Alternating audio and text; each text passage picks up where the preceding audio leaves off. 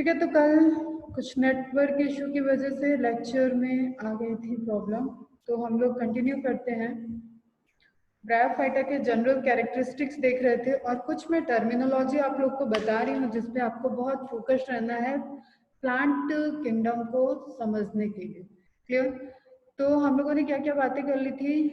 Terrestrial है, first amphibians है। Now tell me what is tracheophyta.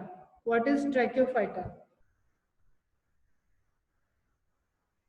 Fast reply करना बेटा। 5 मिनट का हम लोग क्विज सेशन कर लेते हैं कि तुम लोग कितना अटेंटिव होकर सुन रहे हो, एंड फटाफट रिप्लाई करो और उसके बाद हम लोग आगे मूव करेंगे। What is ट्रैकियोफाइटा? ट्रैकियो बोला है मैंने, ए ट्रैकियो नहीं बोला है, ध्यान देना। Fast reply. Very good. Plants with vascular system. Now what is embryophyta? Embryophyta.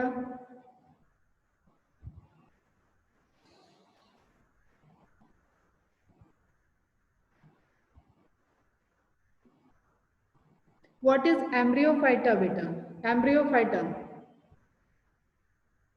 Yes, yes, in case of plant.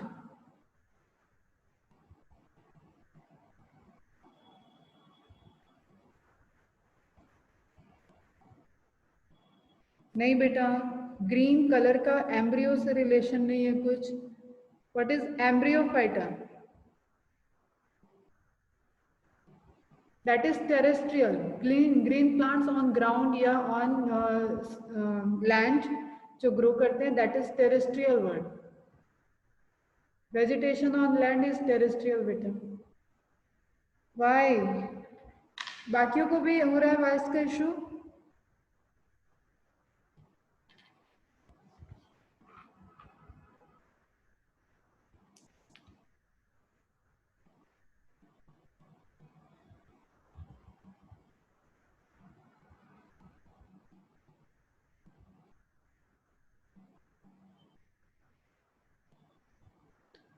चलो रिप्लाई करो एम्ब्रियोफाइटा का मीनिंग।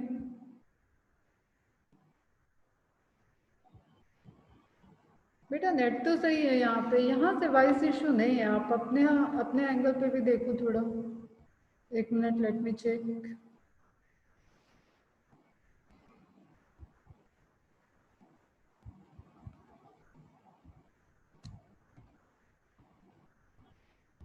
रिप्लाई करो तब तक। What is embryophyta and which plant division included first embryophytes? Which plant division included first embryophyte on earth, and which plant division included first tracheophytes on earth? सबका answer दो मुझे।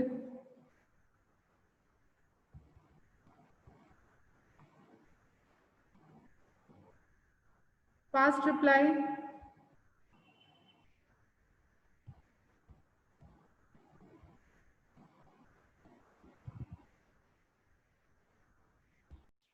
ठीक है, first Embryophyta. कल मैंने यही तो बताया बेटा, फर्स्ट एम्ब्रियोफाइटा आपका जो ग्रुप है प्लांट्स का, डिवीजन है, दैट आर ब्रायोफाइटा। ठीक है, ब्रायोफाइट्स प्लांट फर्स्ट एम्ब्रियोफाइट्स हैं जिसमें आपका एम्ब्रियो बन रहा है, जाइगोट डेवलप होगा और एम्ब्रियो का फॉर्मेशन करेगा। क्लियर? ठीक है, एल्गी में, कारा एल्गी में multi cellular gametes, multi cellular structure बन रहे हैं, सेक्स ऑर्गन बन रहे हैं, वो एक एक्सेप्शन है। ठीक है, एक हाईली इवॉल्व्ड एल्गी है। But Bryophyta are the first plant group which included embryophytes, मतलब ऐसे प्लांट जिनके अंदर एम्ब्रियो का फॉर्मेशन हो रहा है। ट्रैकियोफाइट्स जिनके अंदर वेस्कुलर बंडल प्रेजेंट है। अभी तक ब्रायोफाइटा में वेस्कुलर बंडल्स नहीं आए हैं, इसलिए ये क्या है? Atracheophyte. Along with algae, bryophytes are atracheophyte. तो पूरे प्लांट किंगडम में जहाँ पे हम बार बार आपको सीक्वेंस बता रहे हैं, algae, bryophyta, pteridophyta, gymnosperm and angiosperm, इसके आप कुछ बेसिक पोजीशंस याद रखो। ये सबसे लोअर है, ये सबसे हायर है। इसका इवोल्यूशन इससे हुआ है, इसका इवोल्यूशन इससे हुआ है अपने पहले वाले से। ठीक है, एल्गी इवॉल्व करके ब्रायोफाइटा बनाई, ब्रायोफाइटा इवॉल्व किए, टेरिडोफाइटा बने, टेरिडोफाइटा इवॉल्व किए, जिम्नोस्पर्म बने, एंड जिम्नोस्पर्म इवॉल्व किए तो एंजियोस्पर्म बने। कुछ चेंजेस आए उनमें, वो हम इवोल्यूशन चैप्टर में तुम लोगों को बताएंगे। बट इट डजंट मीन कि इवॉल्व कर गए तो ये गायब हो गए। ब्रायोफाइटा एग्जिस्ट कर रहा है, एल्गी एग्जिस्ट कर रही है, टेरिडोफाइटा एग्जिस्ट कर रहा है, बट उसके कुछ ऐसे स्पीसीज उसमें एवोल्यूशन हुआ, उसमें चेंजेस हुए और उनमें नए कैरेक्टर आ गए जो कि हमारे इन्वायरमेंट का डिमांड था। समझा करो हर चीज को, ऐसे रटने बैठोगे ना तो बेटा बायो तो तुम्हारा रटते रटते 2 साल खत्म हो जाएगा। ठीक है, तो समझो जो इसके अंदर सारे मैकेनिज्म चल रहे हैं उसको समझो तुम लोग। ठीक है, तो algae are the lowers, thalloidal body. Bryophyta में एक मैंने बता दिया, एक कैटेगरी है लोवर लिवरवर्ड्स, एक कैटेगरी है हायर मोसेस जिसमें leaf like root like structure है, वो टेरिडोफाइटा से कैरेक्टर को रिजेंबल करेगा, फिर ग्रो होगा तो जिम्नोस्पर्म बनेगा, फिर ग्रो होगा तो एंजियोस्पर्म बनेगा। Now is it clear? Sequence हमेशा ध्यान में रखो, पॉइंट ऑफ इवोल्यूशन ध्यान में रखोगे तो आपको पढ़ने में बहुत इजी रहेगा। अदरवाइज हर डिवीजन को पढ़ते वक्त तुम सारे कैरेक्टर को रटोगे। अब जैसे हम तुम्हें बोल दें कि ब्रायोफाइटा के कुछ कॉमन कैरेक्टर्स लिखो, तो तुम एल्गी से मिलते हुए उसके कैरेक्टर लिख दोगे, ब्रायोफाइटा में जो इवॉल्व कैरेक्टर है वो लिख दोगे, और टेरिडोफाइटा में जो है वो ब्रायोफाइटा में नहीं है वो कैरेक्टर लिख दोगे, तुम्हारी अच्छी खासी एक नोट्स तैयार हो जाएगी जनरल। क्लियर? तो बी फोकस बेटा, अटेंटिव रहो, टर्मिनोलॉजी को समझो। क्लियर है यहां तक?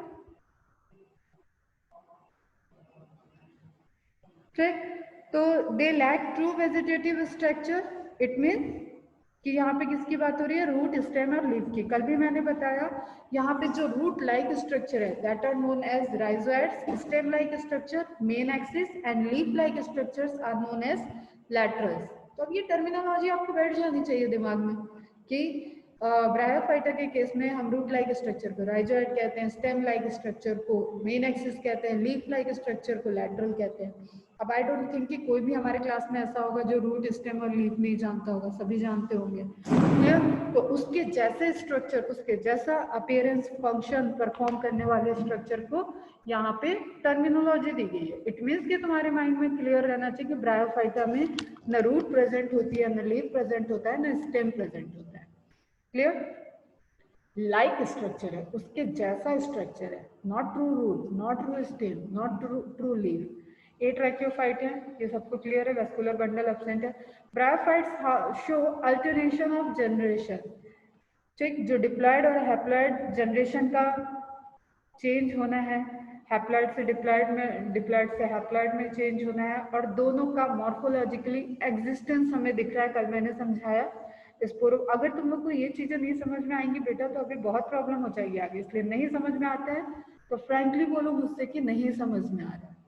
2 बार पढ़ो, 4 बार पढ़ो मेरे से, बट आज के आज जो खत्म हुआ वो खत्म हुआ। तो स्पोरोफाइट क्या हो जाएगा? डिप्लॉयड या हैप्लॉयड? यहाँ पे आपको मॉर्फोलॉजिकली 2 स्ट्रक्चर दिख रहे हैं प्लांट में, 2 डिफरेंट प्लाइडी के स्ट्रक्चर दिख रहे हैं। क्लियर? जैसे हम तुम्हारे गार्डन में देखो बाहर निकल के, या जहाँ पे भी तुम लोगों ने पॉट में पेड़ लगा रखे हो उनको देखो, उसका स्ट्रक्चर जो है ना, अगर तुमने मोस्टली क्या लगाते हैं हम लोग घर में? एंजियोस्पर्म प्लांट लगाते हैं, फ्लावर लगाया होगा, गेंदा, गुड़हल, रोज, ये सब चीजें वहां लगी होंगी, और कुछ डेकोरेटिव लगाते हैं, जो डेकोरेटिव होते हैं उसमें भी मोस्टली टेरिडोफाइटा होते हैं। तो वहां पे जो प्लांट बॉडी है, आप उसमें फ्लावर आया तो वो एक डिफरेंट, उसके अंदर गैमेट जो बनेगा वो आपका दूसरे प्लॉइडी का होगा, अदरवाइज पूरा का पूरा प्लांट जो है आपका वो डिप्लॉयड है। ठीक है, लोअर एल्गी में पूरा का पूरा प्लांट जो था वो हैप्लॉयड था। ब्रायोफाइटा में क्या हो गया?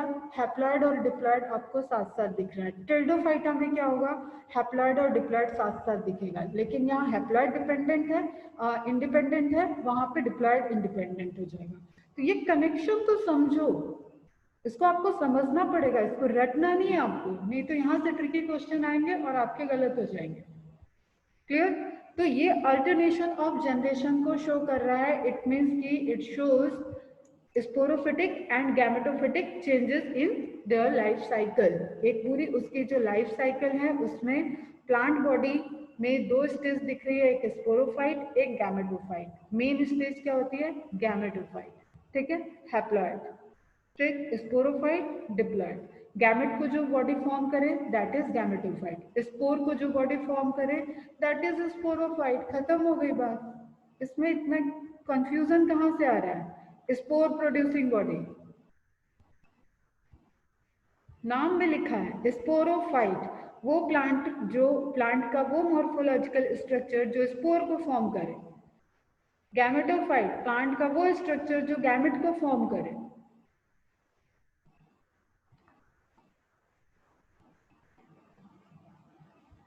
भूलोगे क्या इस चीज को अब कभी? और गैमेट हम सबको पता है हैप्लॉइड है। ये प्लांट बॉडी का ये पार्ट कैसा है? हैप्लॉइड। ये पार्ट कैसा है? डिप्लॉइड। ठीक, ये हैप्लॉइड है तो यहाँ पे अब कोई मियोसिस नहीं होगी। हैप्लॉइड से हैप्लॉइड में आने के लिए कोई मियोसिस नहीं होगी। हाफ एन नहीं होता, हाफ एन एग्जिस्ट नहीं करता। क्लियर है बेटा? आगे बढ़े। क्लियर है? जरा फास्ट रिप्लाई करो। गुड। ठीक है, तो अब ध्यान से, the dominant part of the plant body is gametophyte which is haploid. Plant के केस में डोमिनेंट क्या होगा? अब सोचो जरा, क्या डोमिनेंट हो सकता है? जो फोटोसिंथेसिस कर ले, मतलब जो फूड फॉर्म कर ले। अरे भैया, दुनिया के लिए फूड बनाता है प्लांट, अपने लिए भी तो बनाएगा ना कुछ, उसी में से वो यूज करेगा, कुछ स्टोर करेगा। जो स्टोर करता है वो दूसरे लोग खा लेते हैं उसका। ठीक है, जब तुम मार्केट से कोई वेजिटेबल लाते हो, फ्रूट लाते हो, तो उसमें तुम्हें क्या मिलता है? स्टोरेज फूड मिलता है। वो स्टोरेज फूड कहाँ से आया? वो फोटोसिंथेसिस से आया। कई बार ये चीजें बता चुकी हूँ मैं। जो लाइट एनर्जी है उसको कन्वर्ट किया जाता है केमिकल एनर्जी में। केमिकल एनर्जी स्टोर होता है ऑर्गेनिक मॉलिक्यूल में, और वो हाईली स्टोर्ड ऑर्गेनिक मॉलिक्यूल क्या है? Primitive glucose. ठीक है, फोटोसिंथेसिस का बाई प्रोडक्ट क्या है? ऑक्सीजन। तो ये सब फिजियोलॉजी में और क्लियर हो जाएगा, बट फिर भी आपके सराउंडिंग में दुनिया में क्या चल रहा है उसको आप बायोलॉजी पॉइंट ऑफ व्यू से देखो, फिजिक्स के पॉइंट ऑफ व्यू से देखो, केमिस्ट्री के पॉइंट ऑफ व्यू से देखो। बीइंग अ साइंस स्टूडेंट अब आपका नजरिया बदल जाना चाहिए। क्लियर?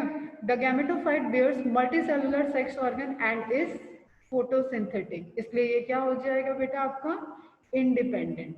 क्लियर है? फोटोसिंथेटिक कर सकता है, उसके पास राइजोइड्स हैं तो वो एब्जॉर्प्शन भी कर लेगा और वाटर कंडक्शन भी कर लेगा एंड फोटोसिंथेसिस करके फूड भी बना रहा है। तो वो क्यों स्पोरोफाइट पे डिपेंड होगा?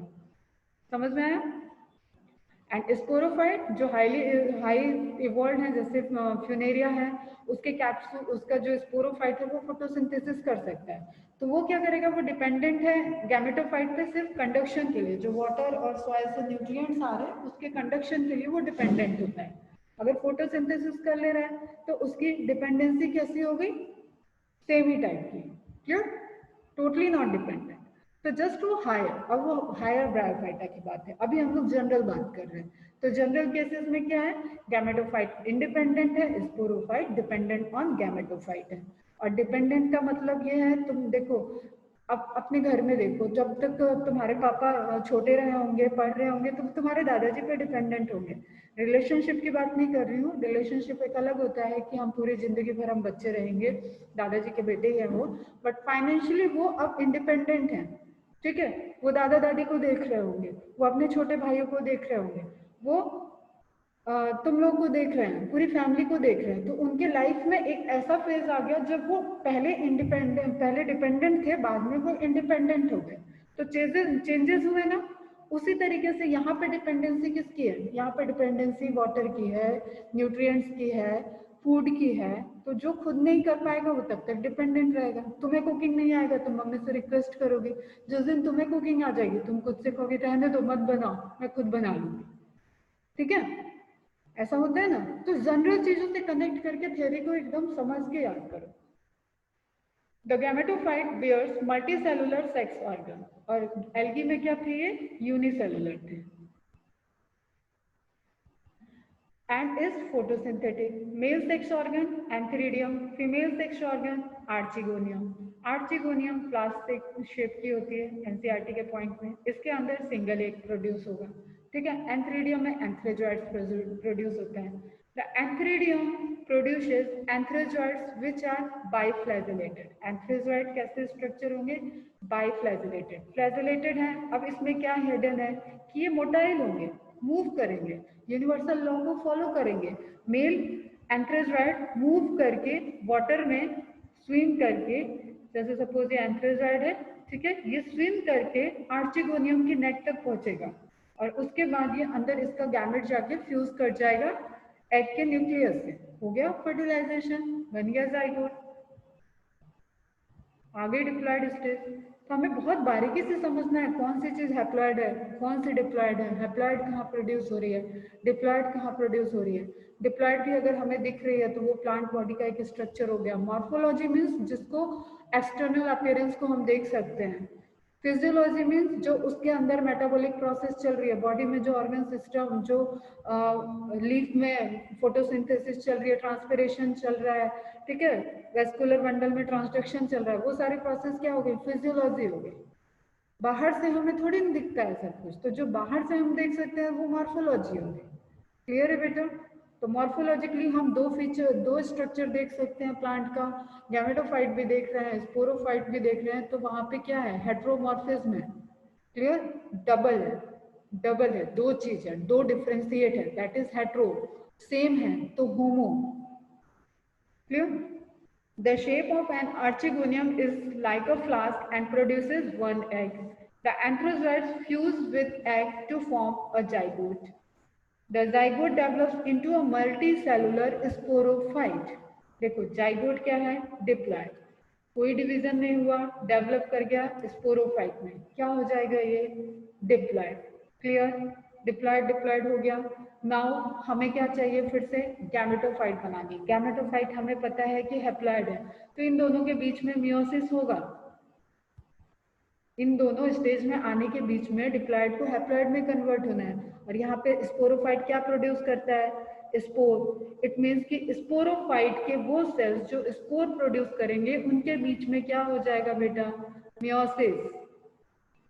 क्लियर? इसका फ्लो चार्ट है आगे, मैं दिखा देती हूँ, बट अभी तुम समझो चीजों को, कुछ भी ऐसे पका पकाया मैं नहीं देती बेटा, कभी नहीं दूंगी। मेरी पढ़ाई के तरीके में अब तक में समझ में आ गया होगा, मैं कंटेंट बहुत ज्यादा दूंगी, लेकिन मैं कुछ भी पका के नहीं दूंगी। वो तो तुम लोग सामने नहीं हो, सामने नहीं हो, नहीं तो 5 मिनट का 10 मिनट का ऐसा सेशन चलता है स्टार्ट में जिसमें आपको आंसर ही आंसर करना होगा, अदरवाइज क्लास स्टार्ट ही नहीं होती कभी कभी। तो पुरानी चीज में घूमते रहो, मुझे लोड नहीं है बेटा सिलेबस कंप्लीट करने का, मैं ऑन पेपर सिलेबस कंप्लीट करने में बिलीव नहीं रखूंगी, ये मेरे तरफ से समझ लो।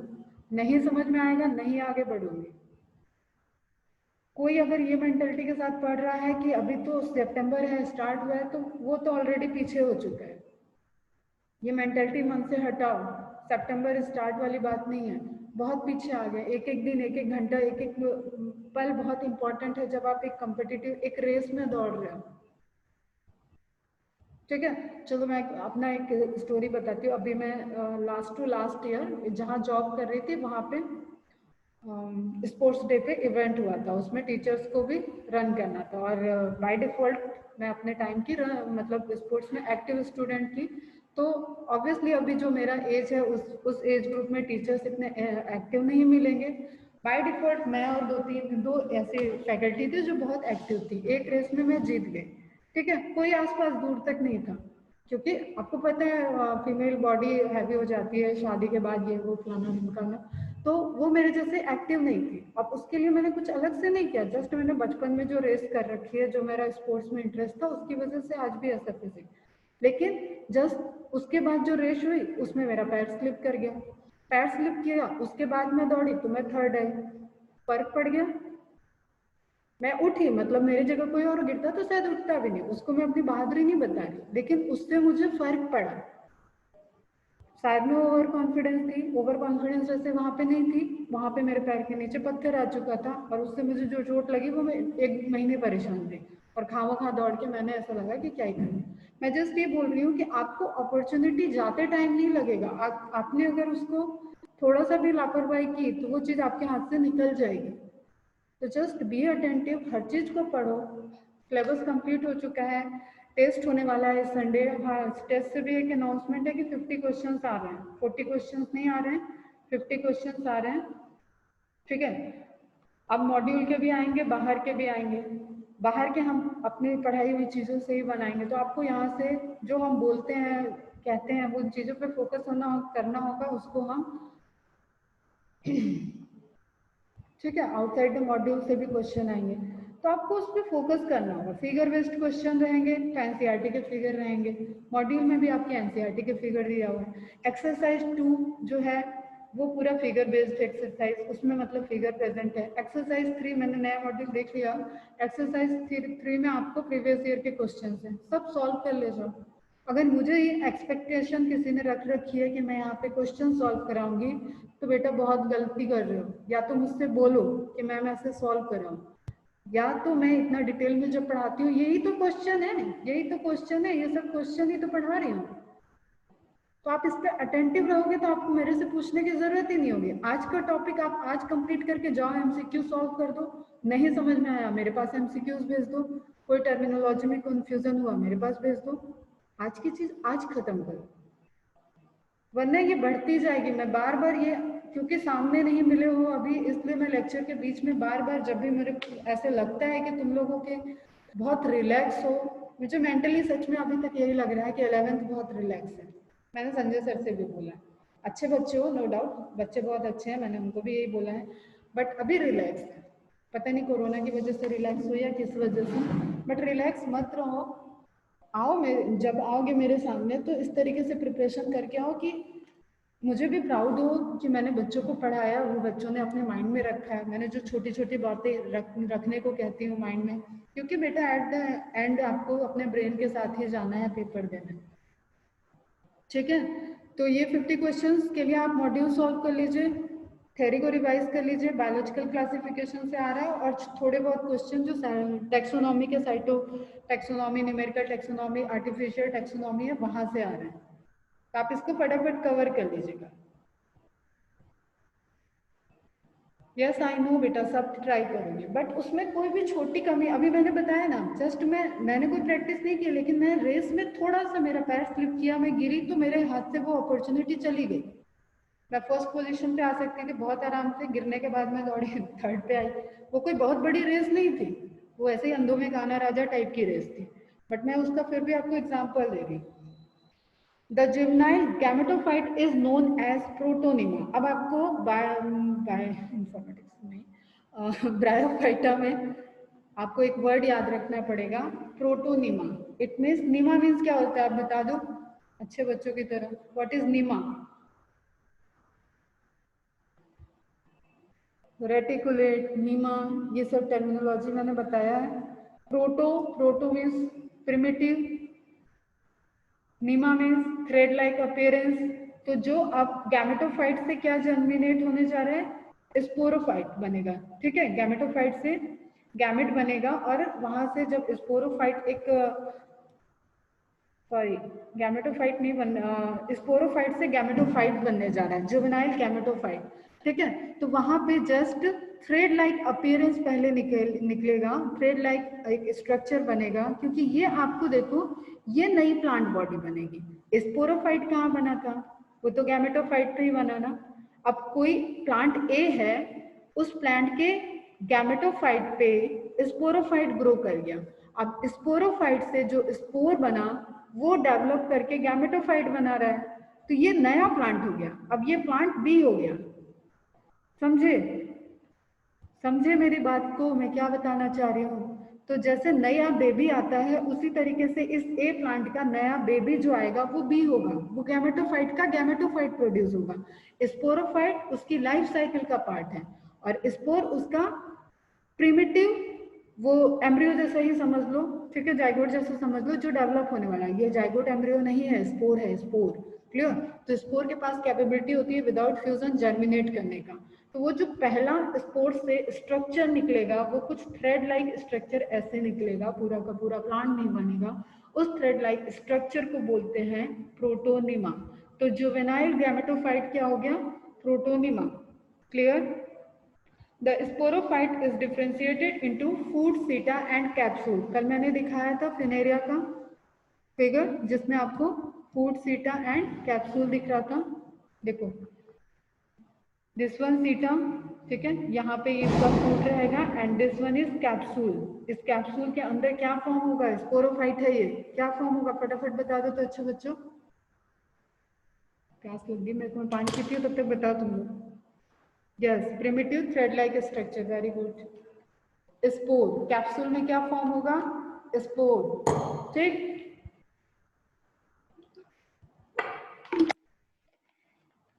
Very good.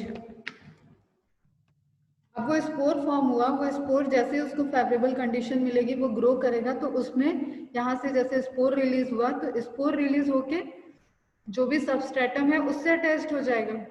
ये जब ग्रो करेगा तो पहला जो थ्रेड लाइक स्ट्रक्चर होगा दैट इज प्रोटोनीमा। कोई भूलेगा क्या? कोई ये क्वेश्चन गलत करके आएगा? Protonema is a juvenile gametophyte, spore n, protonema n, gametophyte n. कोई भी क्वेश्चन आए आपसे गलत होना ही नहीं चाहिए, सब आपको क्लियर है एकदम? क्लियर है एकदम या मैं ही बोल रही हूँ? बताओ। अगर यहाँ पे फ्लॉइडी से रिलेटेड क्वेश्चन आ जाए, सीटा के फ्लॉइडी पूछे तो क्या होगा? सीटा स्पोरोफाइट, क्या होगा ये? 2n। जिसको लग रहा है ना कंफ्यूजन, वो जस्ट बुक खोलना और सबकी फ्लॉइडी लिख डालो जितने स्ट्रक्चर हैं। 2-3 बार फ्लॉइडी की प्रैक्टिस करोगे ना तो खुद ही क्लियर होगा। कैप्सूल क्या होगा? 2n। इसके अंदर जो स्पोर बनेंगे वो क्या होंगे? n। ठीक है, तो स्पोर यहाँ दिख नहीं रहे हैं, आपको लिखना पड़ेगा। लीव्स ये है, क्या होगा ये? गैमेटोफाइट है, एन। ठीक है, मेन एक्सिस ये लैटरल है एक्चुअली, मेन एक्सिस क्या होगा? एन। राइजोइड्स क्या होंगे? एन। कोई कंफ्यूजन? अरे फ्लॉइडी बड़ी इजी है बेटा, एक बार समझ जाओगे कुछ दिक्कत नहीं है। ठीक है, तो फूट, सीटा and capsule clear. Foot join करने में हेल्प करेगा गैमेटोफाइट से, सीटा अटैच करेगा गैमेटो फूट और कैप्सूल के बीच की जो स्टॉक लाइक स्ट्रक्चर है, and capsule is the structure where spore formation takes place. Is it clear बेटा? ठीक है, थ्योरी बस इतनी सी है, आप कुछ पॉइंट्स नोट डाउन कर लो। Largest bryophyta डॉसोनिया फॉन्टेनेलिस।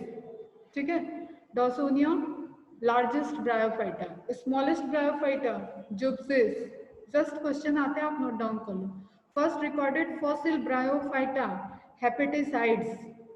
हेपेटिसाइड्स, इसको लीवर से याद रखोगे ना, हेपेट मीन्स होता है लीवर, तो ये याद रहता है। Recorded fossil bryophyta is hepaticites means fossil representative of bryophyta. Bryophyta को स्टडी करने के लिए किस प्लांट की, किस ब्रायोफाइटा के फॉसिल्स रिप्रेजेंट करते हैं, ये सारे फीचर जो हम तुमको बता रहे हैं दैट इज नियाडिटा। ठीक है, नियाडिटा। फेमस इंडियन ब्रायोलॉजिस्ट आज SR कश्यप, बताया हुआ मैंने पहले भी, राम उदार, ये दोनों इंपॉर्टेंट है, दोनों ही क्वेश्चन में आए। इनके अलावा SK Pande, DC Bhardwaj, NH परिहार। अब ये सोचो कि मैडम यहाँ पे इतने सारे साइंटिस्ट क्यों बता दी? क्यों? क्योंकि हमारे इंडिया में डाइवर्सिटी है, हमारे इंडिया में डाइवर्सिटी है, फॉरेस्ट बहुत ज़्यादा है, साउथ अफ्रीका में फॉरेस्ट बहुत ज़्यादा है, तो यहाँ पे लोग स्टडी के लिए आते हैं, यहाँ स्टडी के लिए बाहर से लोग आते हैं, यहाँ इंटरनल कुछ साइंटिस्ट हैं। अब इन लोगों ने कुछ ऐसे ऐसे एक्सपेरिमेंट कर दिए, कुछ ऐसे ऐसे दुनिया को चीज़ें बना दी, ये हो गए हैं फेमस, तो इनके बारे में एटलीस्ट नाम हम याद रख लें। ठीक है, कहीं कहीं तो इंडियन लोग काम करते हैं बहुत ज़्यादा। तो Ram Udar sir, SK Pande, DC Bhardwaj sir and NS Parihar sir are the famous Indian bryologist. इसमें SR कश्यप क्या है? Father of Indian bryologist. Western Himalaya is the gold mine. देखो अभी जो मैं बता रही थी, हमारे पास डाइवर्सिटी है, हम रिसोर्सेज में बहुत रिच है बेटा। इंडिया रिसोर्सेज में रिच है, either we talk about the plant और we talk about the animal. ठीक है, मल्टीपल वेराइटीज यहाँ पे दिखती हैं। ठीक, तो गोल्ड माइंस मतलब खजाना है सोने की तरह, किस चीज का? Liver birds. इट मीन्स कि वेस्टर्न हिमालय में आपको लिवर बर्ड्स यानी कि लोअर ब्रायोफाइटा बहुत अबंडेंट अमाउंट में दिखेंगे। ठीक, मैंने क्या बताया, जहाँ रॉक होगी, जहाँ पहाड़ है, जहाँ चट्टान है, वहाँ लाइकेंस पहले सॉइल बनाएंगे। ठीक है, चट्टानों को डिकम्पोज करेंगे, सॉइल बनाएंगे, उस सॉइल पे जो फर्स्ट प्लांट ग्रो होंगे वो ब्रायोफाइटा होंगे। जब वो ब्रायोफाइटा हजारों साल तक ग्रो करेंगे तो वहाँ टेरिडोफाइटा आ जाएंगे। टेरिडोफाइटा आने का मतलब ये नहीं कि ब्रायोफाइटा चले गए हैं, ब्रायोफाइटा है वहाँ। तो इवोल्यूशन पॉइंट ऑफ व्यू से टेरिडोफाइटा आ गए, जिम्नोस्पर्म आ गए, एंजियोस्पर्म आ गए, बड़े बड़े जंगल बन गए। कहानी तो है सब कि कैसे क्या बना। Liverworts are lower thalloid bryophyte, 2-3 बार बता दिया मैंने। 960 genera included into bryophyta. with 24,000 species. Just a data you should note down and remember that. Now aquatic bryophyta, Rixia flutans. बताओ इस जीनस और स्पीसीज को लिखने में कोई गलती है क्या? अगर हम टाइपिंग लिख रहे हैं तो यहाँ पे मैंने क्या गलती की है? क्या होना चाहिए? फटाफट रिप्लाई करो बेटा, इस पे टाइम नहीं देना आपने. It should be italics. ठीक है, इटैलिक्स होने चाहिए. Genus capital, species small letter, first letter capital, first letter small, and इनके जो हम फॉन्ट स्टाइल रखते हैं दैट शुड बी इटैलिक्स. ठीक है, इटैलिक्स पता है ना, ऐसे झुका टिल्टेड. क्लियर? तो रिक्शिया, मार्केसिया, ये सब हमारे लोअर ब्रायोफाइटा होते हैं. अब आप एक्वेटिक की बातें करेंगे तो कौन सा ब्रायोफाइटा एक्वेटिक होगा? प्रोबेबिलिटी किसकी ज्यादा है, लोअर की या हायर की? ऑब्वियसली लोअर की. ठीक है, तो Riccia fluitans and Ricciocarpus and Riella, these three are the most important aquatic bryophyta. Saprophytic bryophyta, अब क्या बता रही हो मैडम, ब्रायोफाइटा सैप्रोफाइट्स कैसे हो गए? होते हैं बेटा. ठीक है, just note down. Buxbaenia, Aphylla and Cryptothalus mirabilis, these two are the saprophyte bryophyta. अब saprophyte क्या होते हैं बताने की जरूरत नहीं आई थी. Epiphytic bryophyta, ये तुम लोग बताओ. What is epiphytic means? क्या लिख दूं यहाँ? अभी एल्गी में epiphytic वर्ड आ गया था. Tell me fast, what is epiphytic? Italic correct. What is epiphytic? Manali, Isha, Namra, श्वेत, श्रेयस, जो भी है क्लास में, पृथ्वी, फटाफट बताओ. एपीफाइटिक ऑन सरफेस ग्रोइंग, किस चीज के सरफेस बेटा? Very good, plants grow on another plant. AP means ऊपर, एपी मीन्स ऊपर, एक्टो मीन्स बाहर, एंडो मीन्स अंदर. एपीफाइटिक मीन्स प्लांट के ऊपर ग्रो करने वाला. क्लियर? मॉइस्चर से रिलेशन नहीं है बेटा, मॉइस्चर तो चाहिए ही उसको ब्रायोफाइटा को ग्रो करने में. Grow on surface of plants, correct. ठीक है बेटा, तो क्लियर है. एपीफाइटिक मीन्स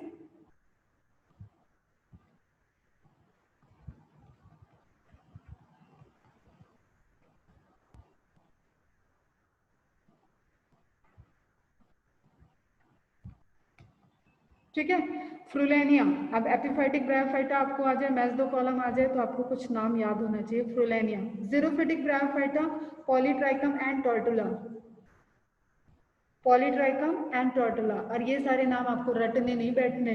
जस्ट जब आपका एग्जाम पास आएगा तो आपके पास ये नोट्स होंगे, आप इसको पढ़ के एग्जाम में चले जाएंगे. वो नाम वहां पे खुद लिख के चिल्लाएगा, I am the right answer, please choose me. Clear? Now bryophyta divided into 3 groups. अभी तक मैंने क्या बताया? 2 ग्रुप. एनसीईआरटी के अकॉर्डिंग 2 ग्रुप. ठीक है, लिवर वर्ड्स एंड मॉसेस. एक बीच में होते हैं, दैट इज हॉर्न वर्ड्स. इनके बारे में हम लोग कल बात करेंगे. आ जाते हैं हम लोग कुछ स्ट्रक्चर के बारे में, चीजें और एनसीईआरटी के पॉइंट ऑफ व्यू से समझ लेते हैं. अब ये आपको स्ट्रक्चर है मार्केंशिया का. जस्ट वेट, ये फिगर बहुत इंपॉर्टेंट है बेटा, आपको लेबलिंग के लिए आ सकता है. देखो इसमें बहुत सारे लेबल हैं. ठीक, कल हम बताएंगे मार्केंशिया, रिक्शिया और फ्यूनेरिया, स्फैग्नम, इसके बारे में. One of the only bryophyta for ecological importance, algae जैसे कई सारे उसके इकोलॉजिकल इकोनॉमिकल इम्पोर्टेंस थी, उस तरीके से हमारा ब्रायोफाइटा इम्पोर्टेंस प्ले नहीं करता है.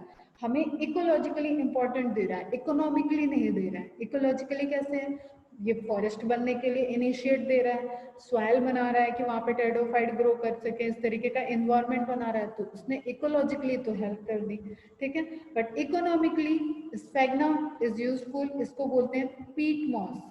कल पढ़ाएंगे जब हम प्लांट के बारे में, तब वहां हम लोग ये प्लांट कवर कर लेंगे. जस्ट अभी फिगर डिस्कस कर लेते हैं. ये मार्केंशिया है, एक फीमेल होगा एक मेल होगा. जिसमें आर्चिगोनियम लिखा है वो क्या होगी? फीमेल. जिसमें एंथ्रीडियम लिखा है वो क्या होगा?